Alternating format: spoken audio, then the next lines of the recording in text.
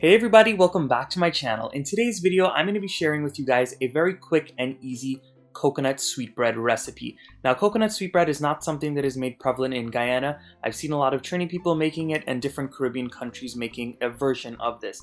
Now, this right here is going to be my spin on it. I'm not telling you guys that this is traditional at all. I'm just letting you know that my family loved it. It was moist on the inside and it was nice and crispy. And not forgetting to mention that this coconut sweetbread did not take that many ingredients to put together. So if you're interested in seeing how to put together this delicious dessert, then please keep on watching. So we're going to start off with all of the dried ingredients in a big bowl. I'm going to be going in with some all-purpose flour, and I'm going to be going in with my baking powder to give it a nice puff.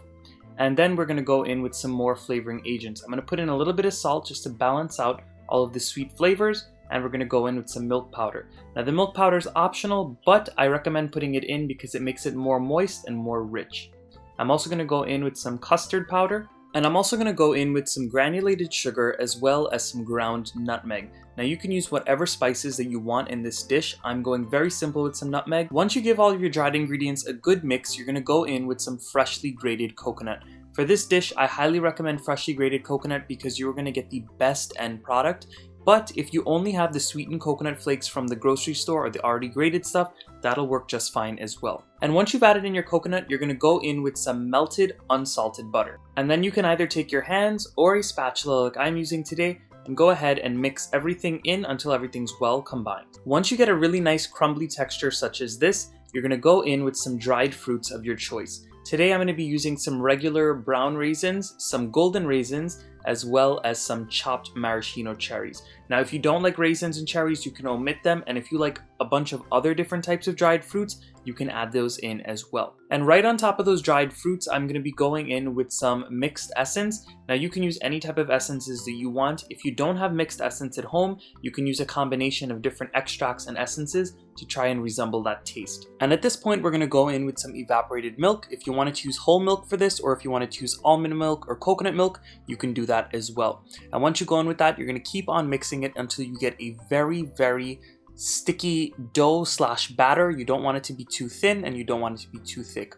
As usual, all of my ingredients and the proper measurements are going to be listed in the description box below this video, so make sure you click down there so you can see exactly what I'm putting into this recipe. I also wanted to mention that you guys should not overmix the batter. Once you get the flour mixed in and you do not see any more dry flour, stop mixing, because if you overmix it, you will get a very tough product in the end.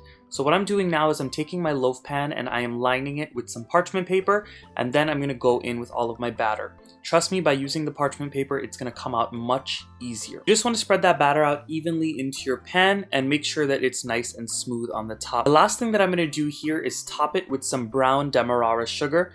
And I do that because it adds such a nice crispiness on top of the sweetbread when it is done baking. Trust me, do not omit it. You will love the texture in the end. At this point, I'm going to pop this into the oven at 325 degrees Fahrenheit for about an hour to an hour and 10 minutes. Mine took exactly an hour and 10 minutes, but it might take a little bit less or longer for you, just depending on the temperature of your oven. Now, once your sweetbread comes out of the oven and it is looking beautiful and gorgeous, just like mine right here, you're going to go ahead and let it cool completely before you slice into it. If you were to slice into this while it is hot, you run the risk of the coconut sweetbread falling and becoming gummy on the inside, and it will crumble all over the place, and that is not what you want. And once it is cooled completely, you can start slicing into this bad boy.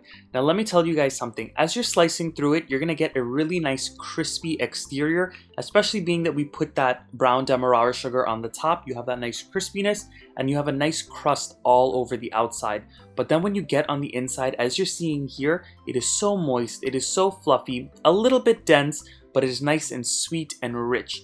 This right here reminds me of how coconut buns taste, and basically it's almost the same recipe, but in this form you can go ahead and slather it with some butter and just eat it like that. You can even toast it if you wanted to on your pan.